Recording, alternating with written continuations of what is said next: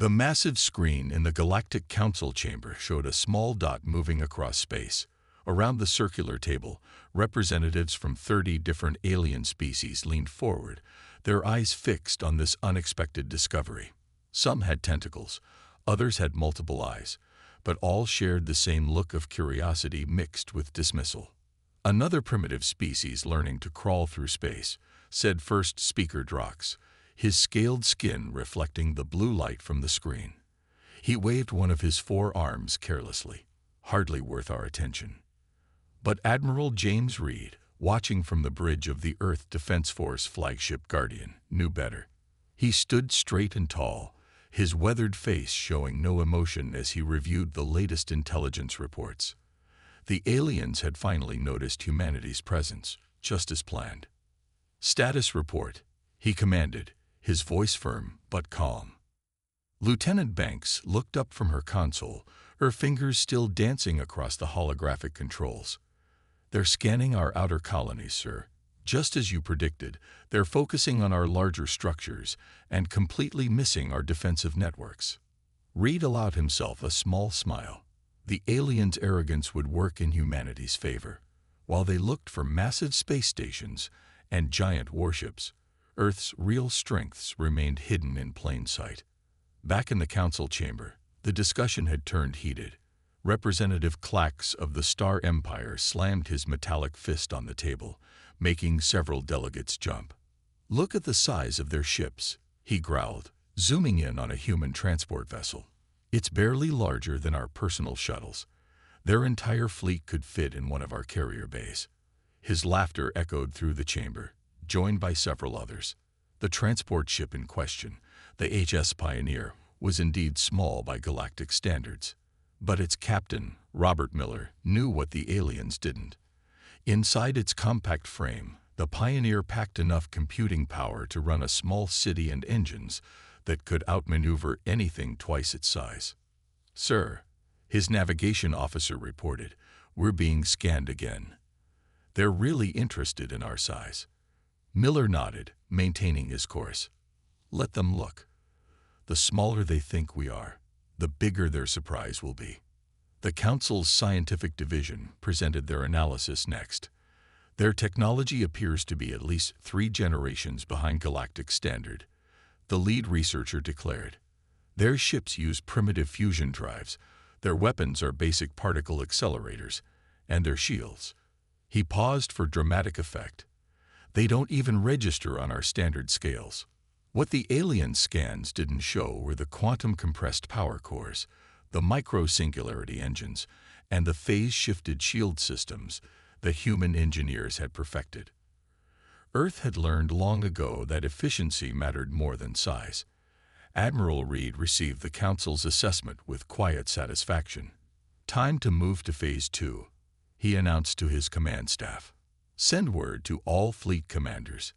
Maintain minimal power signatures, keep using the old drive systems when observed, and continue the deception protocols."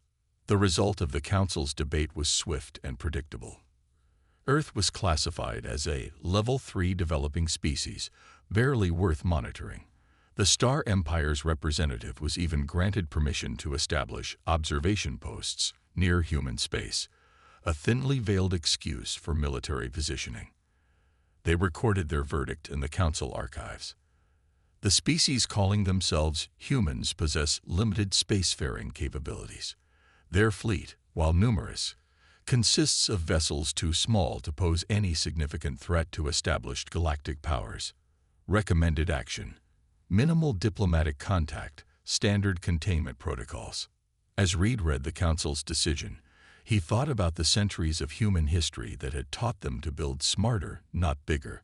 Wars on Earth had proven again and again that victory went not to the largest army, but to the most innovative one. "Send a message to Admiral Thompson," he ordered. "Tell him Operation Small Thunder is proceeding exactly as planned." In his private quarters later that night, Reed looked out at the stars, thinking about the battles to come. The aliens' massive ships would learn too late that size wasn't everything. Humanity had spent generations perfecting the art of punching above their weight. A soft chime interrupted his thoughts, A message from Earth Command. Council took the bait. Proceed with Phase 2. Reed smiled. The storm was gathering, and the galaxy had no idea what was coming. The human diplomatic vessel Handshake approached the massive Galactic Council station, looking like a tiny silver fish swimming toward a metal whale. Ambassador Tom Baker stood on the bridge, straightening his simple blue uniform. He had chosen Earth's smallest diplomatic ship for this mission, knowing exactly how it would be received. "They're hailing us, sir," reported Captain White. "The docking master sounds." Amused. Baker nodded calmly. "Put him through." A deep, rumbling voice filled the bridge. "Human vessel, you are cleared for docking in Bay 94. Though we could probably fit you in a maintenance closet." Loud laughter followed the comment. "Acknowledged control," Baker replied professionally, while giving White a knowing look. They had both been briefed by Admiral Reed about playing into the aliens' expectations. The Handshake glided into the massive docking bay, surrounded by ships that made it look like a rowboat among ocean liners. A group of alien officials waited at the dock, their expressions ranging from amusement to outright contempt. First Speaker Drox stepped forward, all four arms clasped behind his back. "Welcome to Galactic Central, Ambassador. I trust your journey in your compact vessel was comfortable." "Very comfortable, thank you," Baker replied, pretending not to notice the mockery. His eyes, however, were busy noting every detail of the station's construction. The seemingly decorative patterns on the walls were shield emitters, inefficient ones by human standards. The Star Empire's delegation made their entrance, led by War Commander Grost. He was a towering figure covered in ceremonial armor that would have looked impressive if it wasn't so clearly impractical. "So these are the humans," he announced loudly. "They even make their ambassadors travel in toy ships." Baker smiled diplomatically. "We believe in efficiency, War Commander. Bigger isn't always better." "Spoken like someone who can't build bigger," another delegate muttered, triggering more laughter. The formal reception that followed was a masterclass in subtle insults and diplomatic condescension. The aliens had arranged everything at their scale: enormous chairs, massive tables, and oversized eating utensils. They clearly expected the humans to struggle. Baker and his team, however, came prepared. They pulled out their own appropriately sized tools and handled themselves with perfect dignity, which somehow annoyed their hosts even more. "Tell me, Ambassador," Drox asked during the meal, "how does your species plan to defend its territory with such modest vessels?" "We manage," Baker replied simply, while sending a coded message through his neural implant, a technology the aliens hadn't even detected. The message contained detailed scans of the station's power distribution network, shield frequencies, and weapon systems. War Commander Grost laughed again, the sound booming through the hall. "Perhaps we should offer them protection. The Star Empire has many large, powerful ships that could guard your worlds." "That's very kind," Baker responded, "but we prefer to handle our own defense." Later, in their assigned quarters, which were unnecessarily large, Baker's team gathered for a private meeting. The rooms had been swept for listening devices, though the alien surveillance technology was easy to spot and easier to fool. "They're going to try something soon," Lieutenant Ross said, reviewing the data they'd gathered. "The Star Empire's ships have been moving closer to our borders." Baker nodded. "Good. Admiral Reed needs them to make the first move. Keep playing submissive. Let them think we're scared of their big ships." A message from Earth Command arrived, heavily encrypted. Phase 2 complete. Defense grid fully operational. Proceed with Phase 3. The next day's negotiations were more of the same.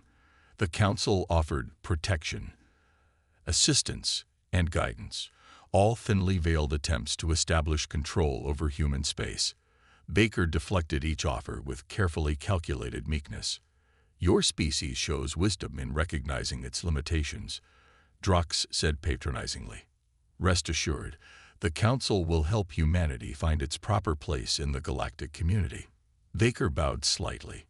"We look forward to learning from your vast experience." As he walked back to the handshake that evening, Baker heard more laughter and jokes about the ship's size. He didn't mind. Soon enough, the galaxy would learn that humanity's tiny fleet was exactly as small as it needed to be, and far more dangerous than anyone suspected. The massive Star Empire warship Eternal Glory dropped out of hyperspace near the edge of human territory. Its commander stood on the bridge, looking down at a small human mining outpost floating in space. "Another tiny human structure," Commander Grost said with a sneer. "These primitive beings build everything so small." He turned to his tactical officer.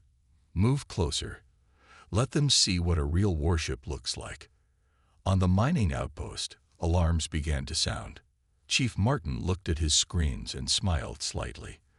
The outpost's hidden sensors were tracking 3 Star Empire ships, all of them huge and heavily armed. He pressed a button, sending an encoded message to Earth Command. "Right on schedule," he muttered. Admiral Reed received the message in his command center on Earth. Around him, officers worked quietly at their stations, monitoring the movement of alien ships throughout human space. The Star Empire was getting bolder, pushing closer to human colonies every day. "They're testing our responses," Reed told his staff. "Every time they cross our borders, they wait to see what we'll do. And every time we do nothing, they push a little further." Lieutenant Banks looked up from her console. "Sir, the Council just rejected another of our diplomatic protests. They say there's no evidence of Star Empire aggression." Reed nodded. This was exactly what they wanted. Every ignored protest, every unanswered violation of human space, made the aliens more confident, more careless. Meanwhile, on the Galactic Council station, Ambassador Baker sat through another frustrating meeting. The council chambers seemed to get bigger and more oppressive every day, as if the aliens were trying to remind humans of their place. "These accusations against the Star Empire are groundless," First Speaker Drox announced. "Their ships are merely conducting routine patrols. Patrols 10 light years inside our borders." Baker asked calmly. War Commander Grost laughed from his seat. "Perhaps if your ships were larger, you could better protect your territory." Baker appeared to slump in defeat, but his hands were busy under the table, typing a message on his hidden quantum communicator. The device was so small and advanced that the alien security systems saw it as background radiation. The message reached Admiral Reed seconds later. "Council still refusing action. Star Empire planning something big. Defense grid ready." Reed smiled as he sent his reply. "Grid fully operational. Hidden fleet in position. Let them come." Back at the mining outpost, Chief Martin watched as the Star Empire ships moved even closer. They were broadcasting their presence openly now, no longer pretending to be on routine patrol. "Look at these scans," one of his engineers said. "Their shields are barely at quarter strength. They don't even see us as a threat." Martin nodded. "Keep monitoring them. Record everything." On the Eternal Glory, Commander Grost was growing frustrated. He had expected the humans to either flee in terror or respond with their laughably small ships. Instead, they were just watching. "Send them a warning," he ordered. "Tell them this sector is now under Star Empire protection." The message was sent. The mining outpost's only response was to continue its work, seemingly unconcerned by the massive warships hovering nearby. "Insolent primitives," Grost growled. "Prepare a demonstration of our power. Target one of their cargo containers." Before his crew could comply, new orders arrived from Star Empire Command. "Continue surveillance. Attack authorization pending. Show these humans what real military power looks like." As the sun set on Earth, Admiral Reed stood in his office, looking at a holographic display of human space. Hundreds of tiny dots showed the positions of Earth's hidden fleet. Small, efficient, and more powerful than anything the galaxy had ever seen. "Send word to all commands," he ordered. "Operation Small Thunder is entering its final phase. Prepare for combat operations. The message went out, encoded in ways the aliens couldn't detect. Throughout human space, ships and stations acknowledged the order while maintaining their appearance of weakness. The storm was about to break, and only humanity was ready for it. The mining outpost's warning lights flashed red as 3 massive Star Empire warships moved into attack position. Chief Martin watched calmly as the Eternal Glory, nearly 4 kilometers long, charged its main weapons. Final warning. Primitive station. Commander Grost's voice boomed through the communication system. Surrender control to the Star Empire, or be destroyed. Martin pressed a button on his console, sending a simple response. No. On the bridge of the Eternal Glory, Grost almost couldn't believe the humans' reply. They dare refuse. Fine. Target their main habitat module. Show them what happens to. He never finished his sentence. 3 tiny points of light emerged from the seemingly defenseless mining outpost. They moved so fast that the Empire's tracking systems barely registered them. What are those? Grost demanded. Some kind of escape pods. His tactical officer's eyes widened in shock. No, sir. There. The tiny lights sliced through the Eternal Glory shields as if they weren't there. The massive warship's port side erupted in a series of explosions. Alarms screamed across all decks. Impossible. Grost roared. Our shields are the strongest in the galaxy. How could their toys possibly? 2 more contacts. The tactical officer shouted, coming from the asteroid field. Human ships, each no larger than a Star Empire shuttle, emerged from hiding. They moved with impossible speed and precision, their small size making them almost impossible to target. In his command center on Earth, Admiral Reed watched the battle through quantum-linked feeds. Send the signal, he ordered. All units engage. Across human space, hidden ships and defense platforms powered up. The Star Empire ships, so confident in their size and strength, suddenly found themselves facing an enemy that they couldn't effectively fight. Council Command, this is War Commander Grost. The alien leader's voice had lost all its previous arrogance. We are under attack by human forces. Request immediate. Another explosion rocked his ship. The humans were using their small size to target specific systems, slipping through shield gaps that the Empire's engineers had considered too small to be a threat. On the Galactic Council station, First Speaker Drox received the distress call during a routine session. The chamber erupted in chaos as more reports flooded in. Impossible. One delegate shouted. Their ships are too small to carry weapons of any significance. Ambassador Baker stood quietly in the corner, watching the panic spread. He had already sent his final diplomatic message. The Star Empire has committed acts of war against humanity. We are now responding appropriately. Back at the mining outpost, Chief Martin coordinated with the human attack ships. The Star Empire vessels, designed to fight enemies their own size, couldn't adapt to these new tactics. Their massive weapons were useless against targets too small and fast to hit. Status report, Martin commanded. Enemy flagship heavily damaged, came the reply. Their shields are calibrated for capital ship weapons. They can't stop our phase-shifted penetrators. Their other 2 ships are trying to retreat. In orbit around Earth, Admiral Reed gave his next order. Launch Phase 2. Show them what our tiny ships can really do. Across human space, thousands of small ships emerged from hiding. Each one carried weapons specifically designed to exploit the weaknesses of larger vessels. The Star Empire's arrogance had led them to build bigger and bigger ships, never considering that someone might take a different approach. The Eternal Glory, pride of the Star Empire fleet, drifted powerless in space. Commander Grost stared in disbelief at the swarm of human vessels surrounding his mighty warship. How? He whispered. How could we have been so wrong? The answer arrived in the form of a transmission from one of the human ships. Size isn't everything, Commander. You just learned what happens when you underestimate humanity. In the council chamber, the aliens watched in stunned silence as more reports arrived. The mighty Star Empire fleet was being systematically taken apart by ships they had dismissed as toys. Ambassador Baker finally spoke, his voice carrying clearly through the quiet room. Now shall we discuss proper diplomatic relations between equals? The galaxy was about to learn an important lesson. Sometimes the smallest opponent is the most dangerous one of all. The Galactic Council's emergency session was in chaos.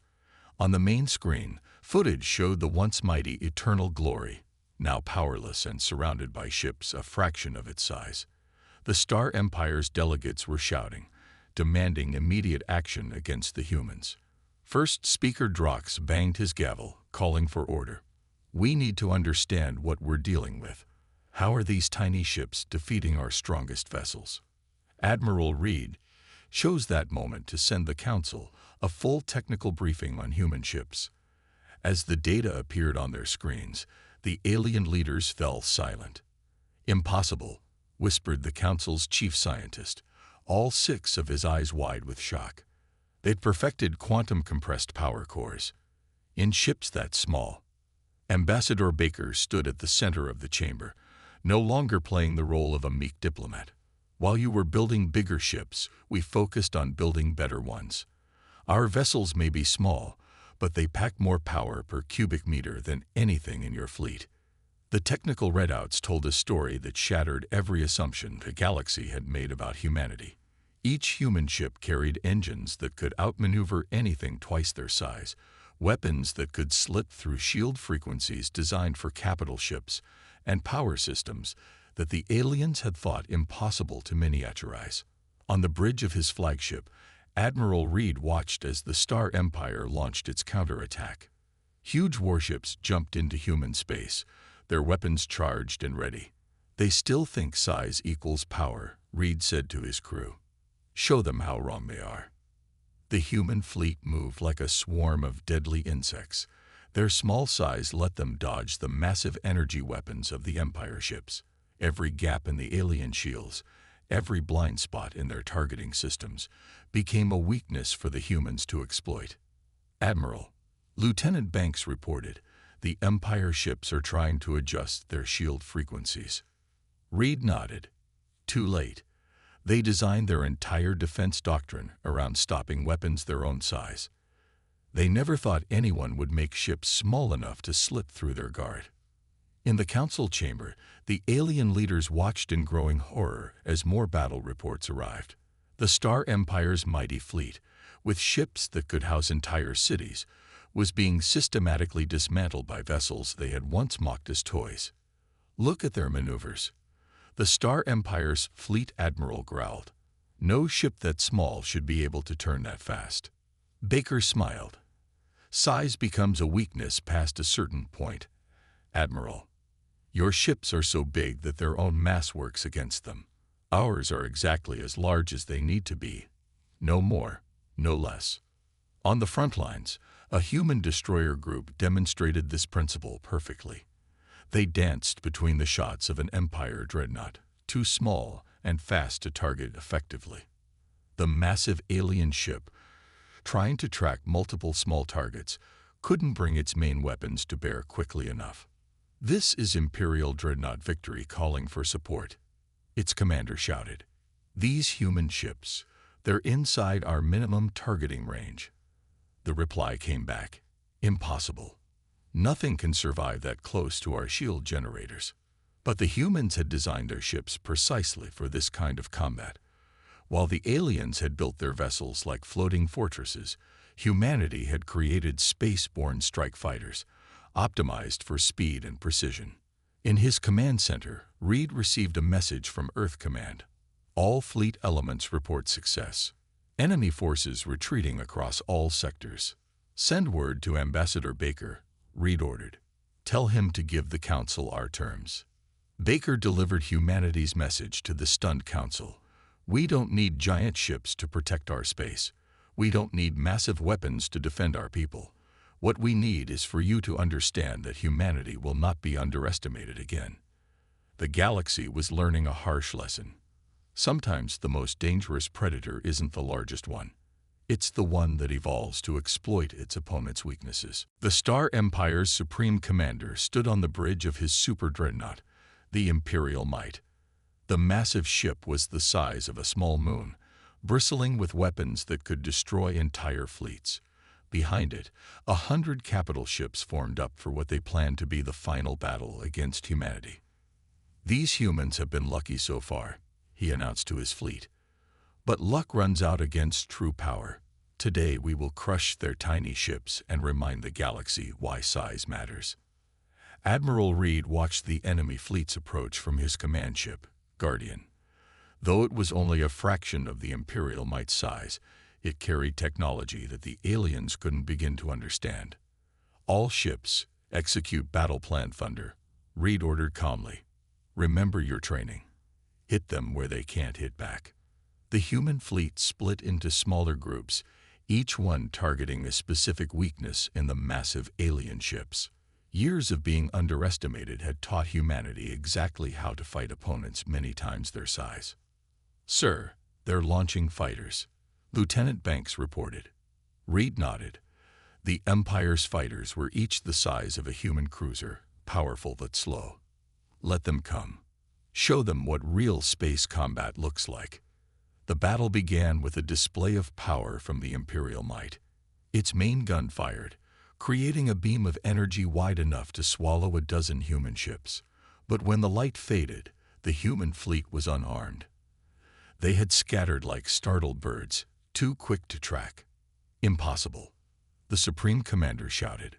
"Nothing can move that fast." But the human ships were already counterattacking. They moved in perfect coordination, using tactics that made their small size an advantage. 3 destroyers slipped through a gap in the Imperial Might's shields, a gap the Empire had thought too small to be a threat. "Warning: hull breach in sectors 7 through 12. An Empire officer shouted. "Their weapons, they're passing right through our shields." Reed's voice was calm as he directed the battle. "All ships, execute attack pattern Delta. Target their shield generators and weapon ports. Show them why we built our ships this way." The human vessels moved like a school of fish, each one knowing exactly where the others would be. They darted between the massive Empire ships, striking at vital systems with surgical precision. The aliens' huge weapons couldn't track targets so small and fast. "This is impossible," the Supreme Commander raged as another system failed. "They're nothing but gnats. How are they doing this?" The answer came from his tactical officer. "Sir, they're ships. They're using their size to exploit our blind spots. Our weapons are too big, too slow to target them effectively." On the Guardian, Reed watched as the battle plan unfolded perfectly. Humanity had spent years preparing for this fight, designing ships and weapons specifically to defeat larger opponents. "All ships, execute final attack run," he ordered. "Show them what humanity can do." The human fleet moved as one, concentrating their fire on the Imperial Might's command center. The massive ship's shields, designed to stop weapons of equal size, couldn't prevent the smaller human weapons from slipping through. "Full power to shields," the Supreme Commander ordered desperately. "Launch everything we have." But it was too late. The Empire had built their ships to fight enemies like themselves, huge, powerful, and slow. They had no defense against an enemy that turned their size against them. The Imperial Might's bridge erupted in explosions as human ships struck from multiple angles. The massive vessel, pride of the Star Empire, began to list to one side. "Signal the retreat," the Supreme Commander ordered, his voice shaking. "Fall back to Empire space." As the Empire fleet fled, Reed sent a message to Earth Command. "Phase 6 complete. Enemy fleet in full retreat. The galaxy just learned why you don't judge a fleet by its size." The battle was over.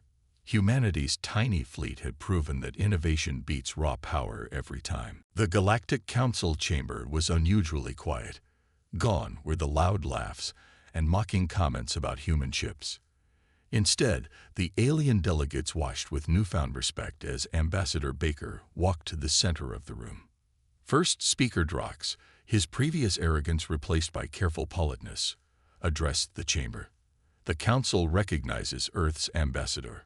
We are eager to discuss new terms for human membership in the galactic community. Baker allowed himself a small smile.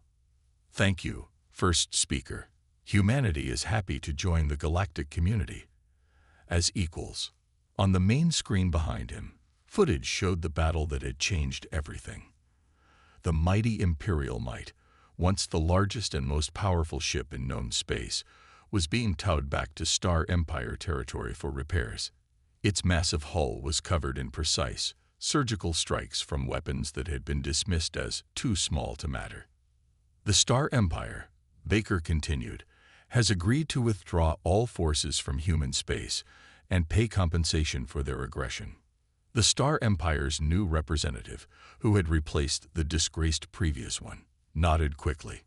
Their military doctrine, built around massive ships and overwhelming firepower, was being completely rewritten. Admiral Reed watched the proceedings from Earth Command, where engineers from a dozen alien worlds were already arriving to study human ship design. The same races that had once laughed at humanity's tiny fleet were now desperate to learn its secrets. Sir, Lieutenant Banks reported, we're receiving technology exchange requests from 15 different species. They all want to know how we made our ships so efficient. Reed nodded. Share what we can. The galaxy needs to understand that progress doesn't always mean getting bigger. In shipyards across the galaxy, construction of massive warships ground to a halt. The Empire's defeat had proven that bigger wasn't always better. Now everyone wanted ships that were fast, efficient, and precisely engineered, just like humanity's fleet. The humans taught us all a valuable lesson. First Speaker Drox admitted to the Council. We became so focused on building larger ships that we forgot about building better ones. Baker walked through the station's massive corridors, noticing how differently the aliens treated him now. Where once they had looked down with mockery, now they watched with respect and curiosity. Some even seemed embarrassed about their previous behavior. Ambassador, a young alien scientist asked him, is it true that your ships use quantum-compressed power cores? We thought that was impossible in vessels so small. Nothing is impossible, Baker replied, if you're willing to think differently. Humanity learned long ago that it's not the size of the ship that matters. It's how you design and use it. Back on Earth, Admiral Reed reviewed reports from across human space. The defense platforms and hidden bases that had protected Earth's territories were being upgraded, not hidden anymore. Humanity had proved itself, and now they could stand proudly among the stars. Send a message to all commands, he ordered. Operation Small Thunder is complete. Resume normal patrol patterns. In the Council chamber, the final peace treaty was signed. Humanity was granted full membership in the galactic community, with all the rights and privileges that came with it. More importantly, they had earned the respect of species that had once dismissed them as primitive. Let this be remembered, First Speaker Drox announced, as the day we learned that greatness comes in all sizes. The humans didn't need massive ships to prove their worth. They simply needed the chance to show us a better way. As Baker left the chamber, he sent one final message to Earth Command. Mission accomplished. The galaxy will never underestimate humanity again. The stars shone brightly that night, watching over a changed galaxy. Humanity's tiny fleet had proved that innovation, efficiency, and clever thinking could overcome any obstacle, no matter how big it seemed.